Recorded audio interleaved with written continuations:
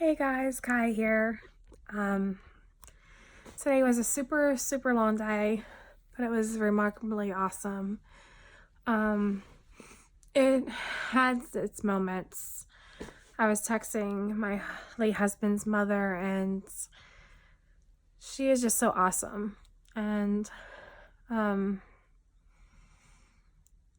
family not doesn't always get along, but we love each other very much, and I'm really thankful to have such a wonderful mother-in-law in my life. I broke down crying. So last night I know I posted about giving the urn to the family, and I'm just not ready. And It's something that her and I agreed that we would pray on together. And I think that we came to a solution, and that it may just be best for me to pardon me, take the urn to Cali. That is where my late husband is from, and that's currently where his brother and sister are. And I think that it would be really good for me to be around family because if you don't know already, I don't really have a lot of family here in Jersey. Most of my family are, like I mentioned in another video, are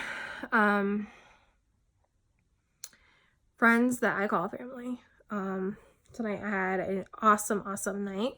I was supposed to see the Boston Celtics and the 76ers play, but goofy me, I bought tickets to the Cadillac Grill and not the actual seats to the game. So my friends and I decided that we would go to Firebird, and we had a really great time, and drinks was awesome, company was even better, and so I'm not disappointed in my night. I was able to see the game from our seats. So really great game for any of those who were into basketball. If you don't know me, it's my number 2 top sport that I absolutely love. Anyhow, so yeah, last video I posted was grief is a process, and I can tell you 100% is definitely a process. I know tonight I promised that I would talk about how my late husband passed. So Anthony William Royster III was my late husband. He was 39 years old. He worked on Father's Day, and we decided together that we would take some PTO vacation days and take Monday and Tuesday off. So Sunday was Father's Day, June 17th, 2018.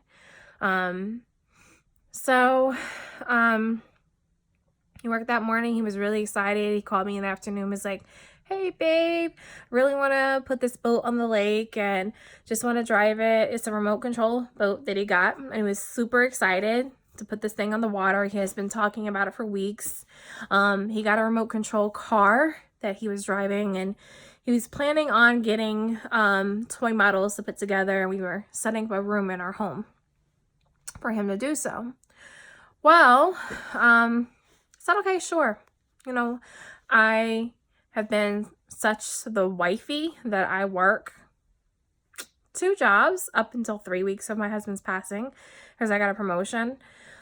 But I worked, came home, cooked, cleaned. That was my life. So I really didn't do anything.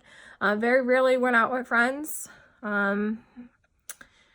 But I was like, sure, I don't ever get out the house. So yeah, I'll go. And it was a beautiful sunny day, if you remember it. It was gorgeous. And he came home. Couldn't find anything to wear, so I was kind of miserable. I was gaining weight because we were almost sure that I was pregnant. So I was kind of miserable because I had gained weight, and Finally found something to wear, and I apologized and gave him a big kiss, and the battery's charged. He's like, I'm ready. He's like, are you ready? And I was sitting at the door, which is very odd because I'm never ready before him. And we're out the door and off to the lake.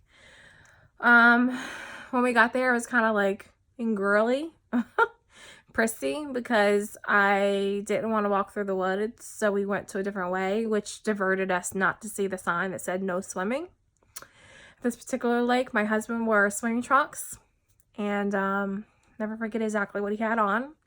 He had on black Adidas slides, a gray t-shirt, and these white swimming trunks. They were almost like see-through if they were wet, and they had blue anchors on them.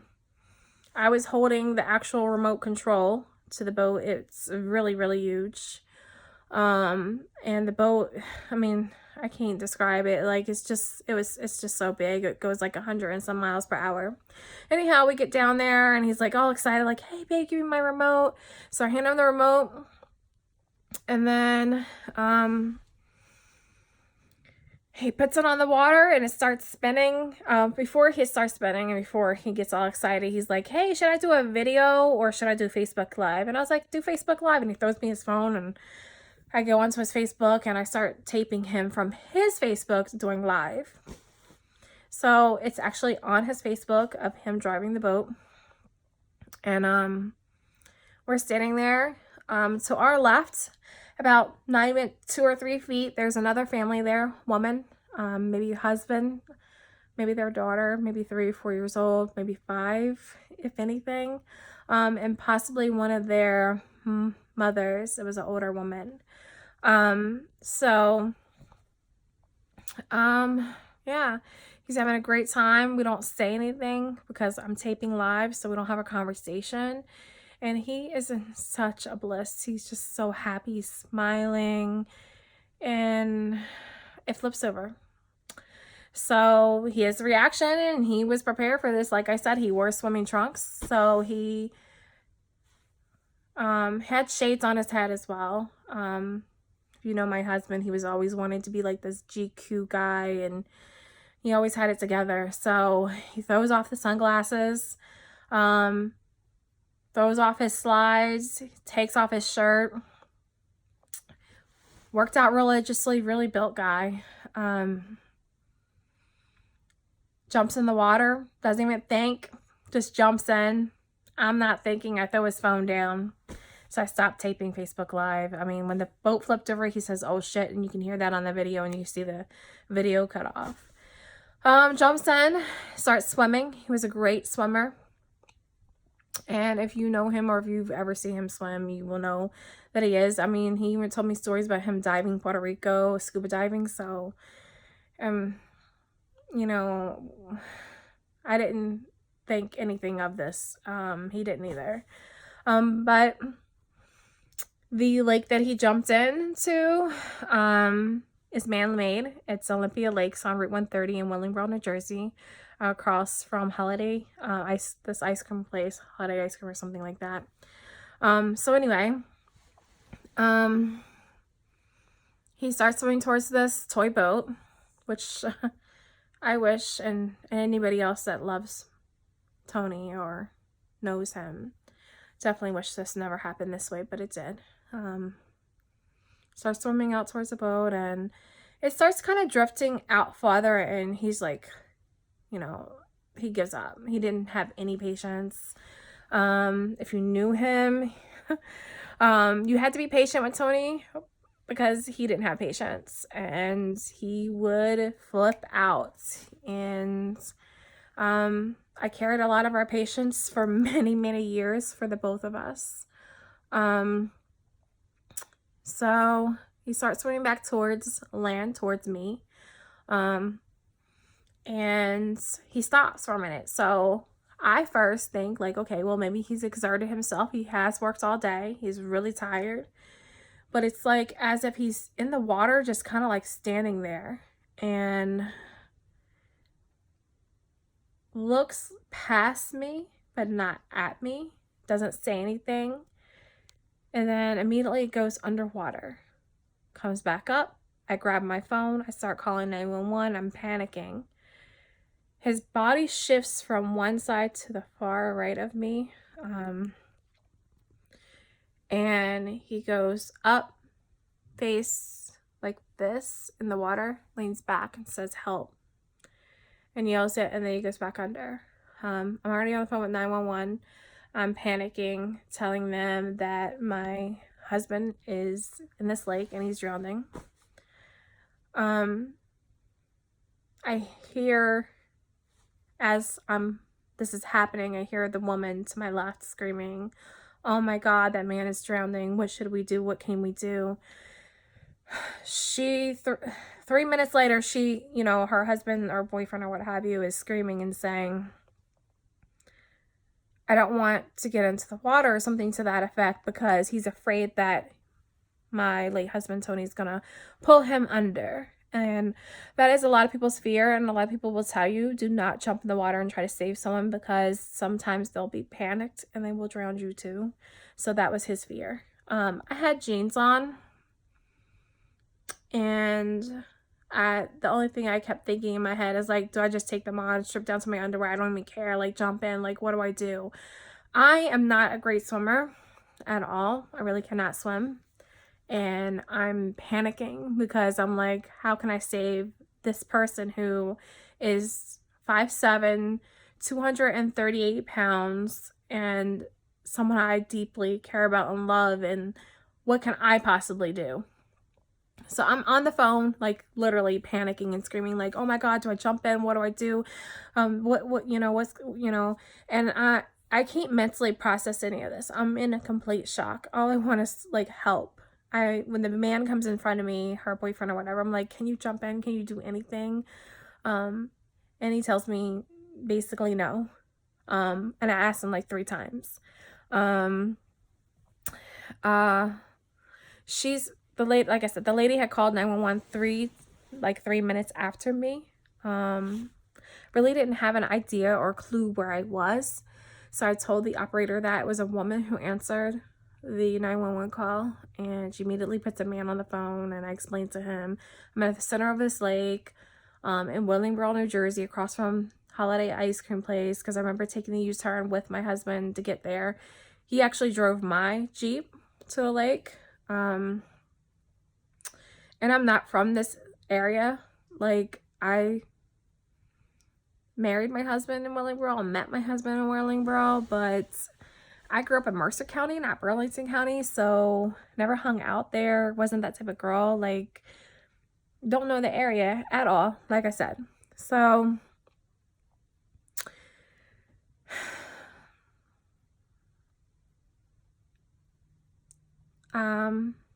they told me that the emergency services was on the way, and ma'am, you can hang up now. I hung up, but I was scared to hang up. I immediately called Tony's mother. She doesn't answer. I'm panicking, and I'm like, who do I call? What do I do? My husband is in the water, and he's been in the water for the last 10 minutes. I immediately call my brother, my best friend, or my husband's best friend, Brian, and I'm telling him what's going on, and he's like, "Where are you?" And I'm like, "I don't even know how to tell you." So I said, "I'll figure it out." I hung up with him, and I said, "Google, where am I?" I had an Android at the time, and I screenshotted the address and texted to him immediately. He was there, but I didn't know he was there because when the authorities got there, they blocked it off, and they labeled the lake as a crime scene. And at this point, I'm in a complete shock. I'm dehydrated because it was a nice hot day, and I completely lost it. Like, I couldn't cry. I couldn't process it. It was like it wasn't real, like it wasn't happening. There was maybe, I can't even tell you how many officers came to the scene, but it was a lot. There was a particular woman officer that came to my side and sat with me, and she had me sit down. And no one was still in the water, and I'm asking her like why no one's in the water, and I'm panicking, and she's trying to keep me calm. And now I'm understanding what's going on later, but at the time I'm like feeling crazy, and for weeks I was feeling crazy, like mad, like angry, like why did anyone get in the water immediately? Like why wasn't the diving team there first? Like to the scene, like we're at a lake, I'm telling 911 that someone is drowning, like why are they not like immediately there? So like that had me upset, like so upset, because I'm like, what if they could have saved him? A lot of what ifs, you know. And the police station didn't get there, or the authorities didn't get there probably until 20 minutes he's under the water. So of course, you know, like I'm got 1,000 things going through my head. Then the diving team shows up. I don't even know how long that took, but it was probably 30 minutes, 35 minutes, maybe longer. Maybe 45 minutes. I can't remember now. It's such a blur. At some point they removed me from the lake because it was taking them that too long to find him, but they kept me there as well as the witness there to ask to guide the diving team or where we thought he was, or where we thought, you know, he drowned. And they can't find him. And I don't know how long of a time passed. Maybe an hour at that point. So they removed me from the lake and they put me into an ambulance. They checked my pressure. My pressure's up. They check, you know, am I dehydrated? I'm definitely dehydrated. I'm in a state of shock.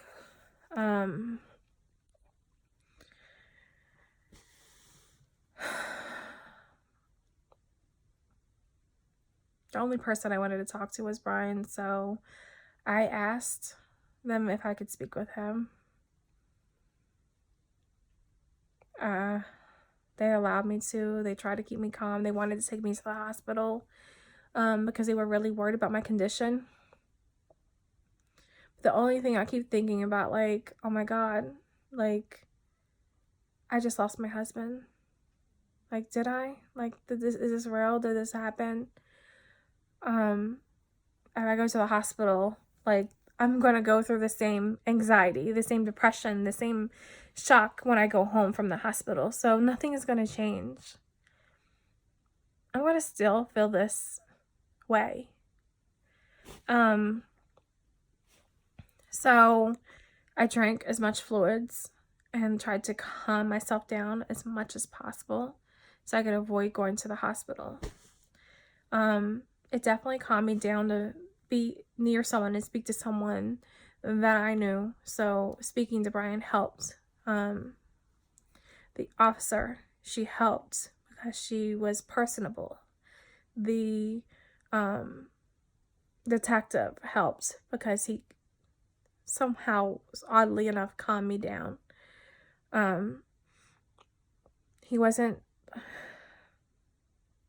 you could just tell, like, he was a man of God. And I later find out that he attended the church where I had my late husband's repast, or homegoing service and repast. So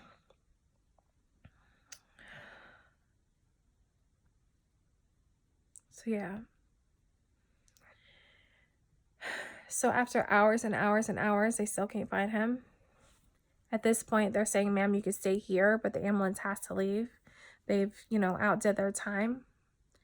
When Brian got there, he came with his brothers, and then DJ came, Tony's other best friend, and they were there for a long time.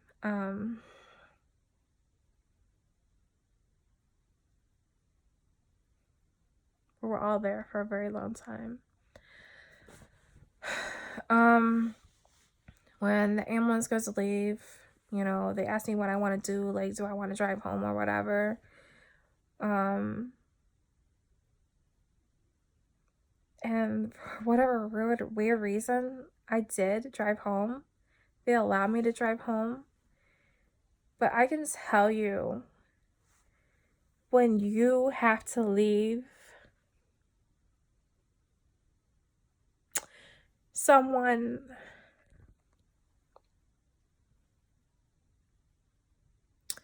that you love that much,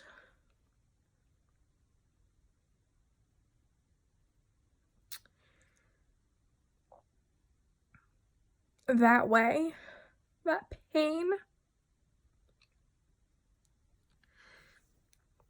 is indescribable, because I felt like I abandoned him that day. Like, I left him there, and I was helpless. And that's the worst feeling, knowing that I have to leave without him. And I just wanted him to come home with me that day. I didn't want to leave my husband. I wanted him to come home with me.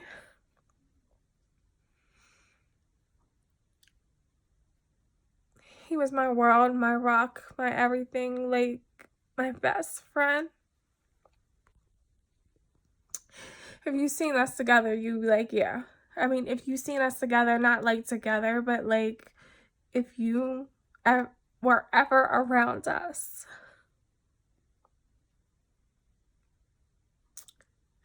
you knew we were married, because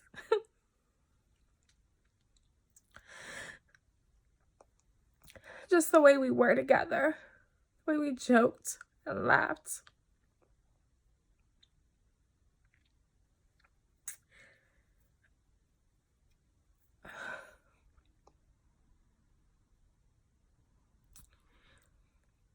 So I had a hard time walking out of those gates, and then I choked back up and tried to pull myself together, because I've always tried to be the strong person for everybody else and put on this mask,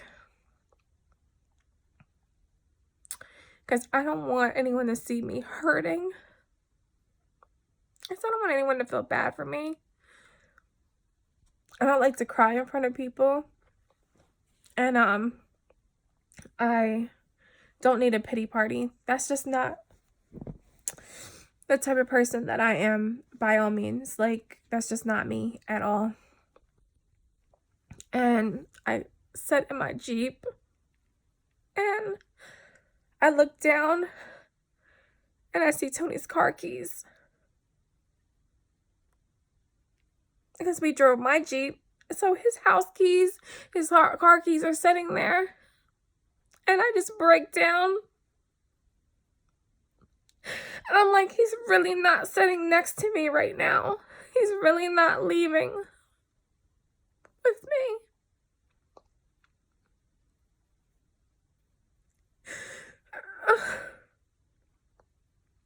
And that hurt so much.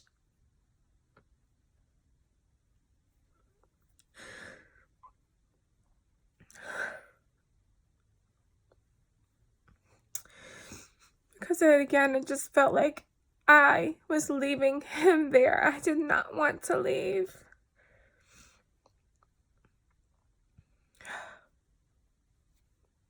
So Brian and DJ followed me home. Oh, wait. Brian knocks on my window, and I forgot what he says to me. But I pull myself together and try to, you know, stop crying, and I answered him, and then I led us to my house. And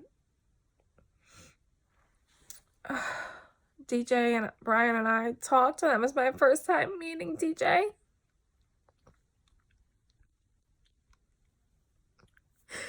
And Tony, he tried to introduce me twice to him, but on those occasions something was happening and I didn't get to meet him. And I didn't want to meet some of his friends this way. And I still feel horrible that that's, how I met some of the people that were in his life.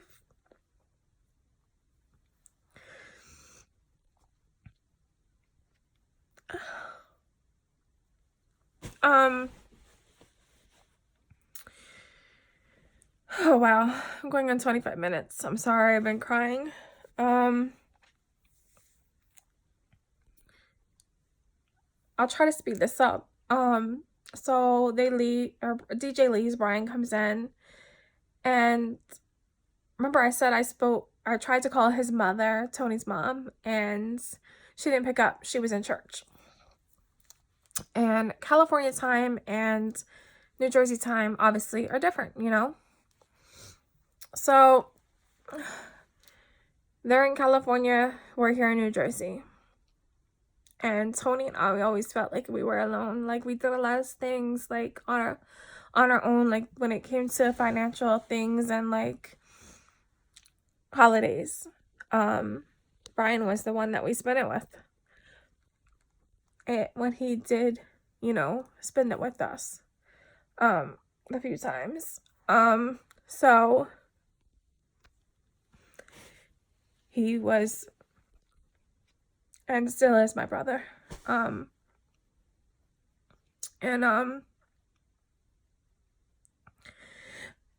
While he sat there, I had to call Tony's mom and sister and tell them what just happened. Hear them cry. And that was hard because I had to hold my composure and explain to them. And Brian sat there and cried. So I had to witness that too, and it hurt me so much. Because I know how much we all love him. And here I am, again, trying to be strong, trying not to cry, trying to explain. Slow speeding forward.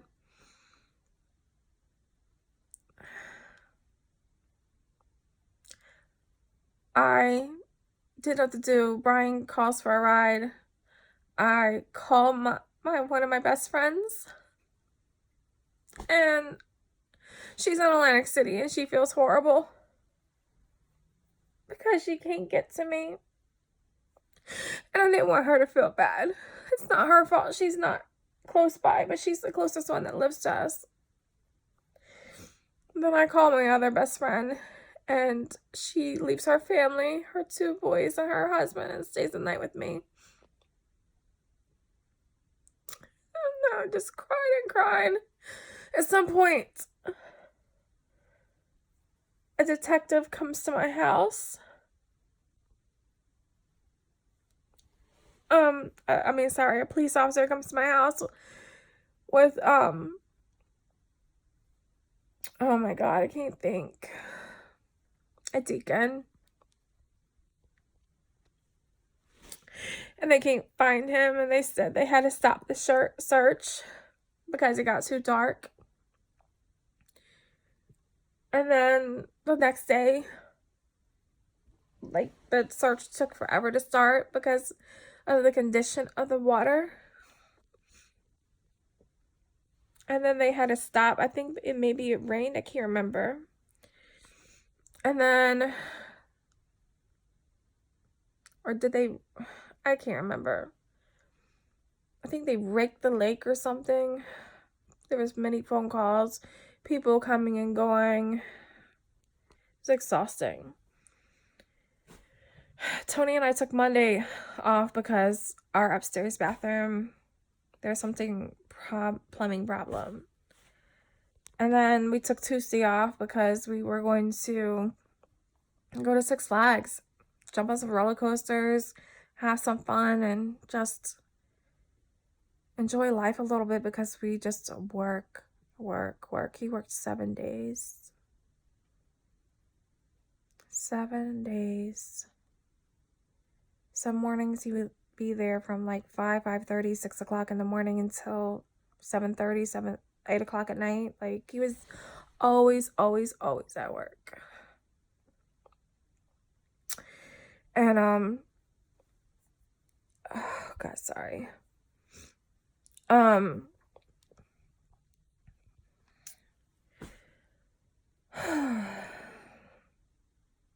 So exhausting. I'm sorry. I'm at 30 minutes now. I didn't want to go this long. The detective found my husband on the 3rd day. Him and his family had prayed all night about it.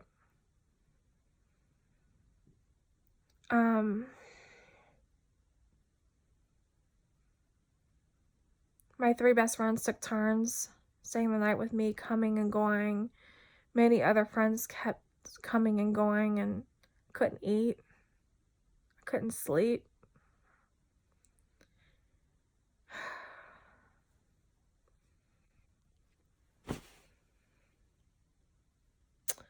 The morning that the detective found my husband, no one was home with me. My best friend Lori came here, as I mentioned on one of the other videos, and she sat with me, and I remember saying the same thing to everybody, and I said it to the detective. I said, you know, he says to me, is there anything that I can do for you? I said, yes, there is one thing that you can do for me. And I ask you all to please do the same thing. If there is one person, one, that you love, I don't care if you live with them, I don't care if you see them tomorrow or the next day, tell them you love them and hug them and let them know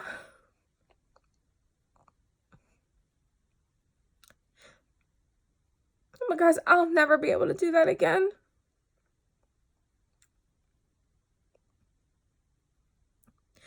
And at least I know that the one thing I ask you to do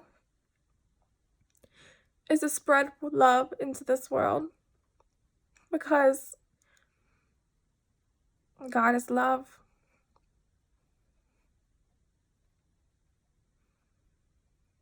And that's the only thing. And I don't want to push religion on anyone, like I told you before in another video. But my husband and I are big believers of God, and we have both been through so much in our lives. And it's what has gotten us through. And that's the only thing I ask you. So fast forwarding, the detective explained that my husband had planted his feet into a mud-like quicksand, and it activated this with him trying to get out of it. Apparently I would later learn that you're supposed to move side to side, not up and down. So it actually, when he was trying to go up and down, it actually dragged him and pulled him under, and it's what drowned him. And that's why it took them so long to find him, because it had pulled him into this mud-like quicksand. Because this lake is man-made and people throw garbage and all kinds of other stuff in it. That's what occurred. And he mentioned that any of us, myself, the man, the woman, if we would have got in, then we would have drowned too and died. And he said that he's glad that no one else got into the water. And there are days, and there has been times when, not now, but before, that I wish I would have got in. because I felt lost without him. He, like I said, he was my everything, my all, just my everything. And I'm not suicidal. I believe in God. I believe in, you know, that you don't do that. But I don't judge. I'm not God. It's just, I have very strong faith. So I don't consider it. But there has been times where I just wanted to be with him. And I thought, like, what if I would have just didn't get in the water to try to save him? If anything, I'd be with him. So, but my ultimate goal is to give you my testimony in hopes that you know, like, grieving is a process. It takes time. The only reason why you cry and you hurt is because you love that person and you miss them. And you'll never stop missing that person or loving them because they were part of your life. So that's that. I'm close to 37 minutes. I'm going to say goodnight.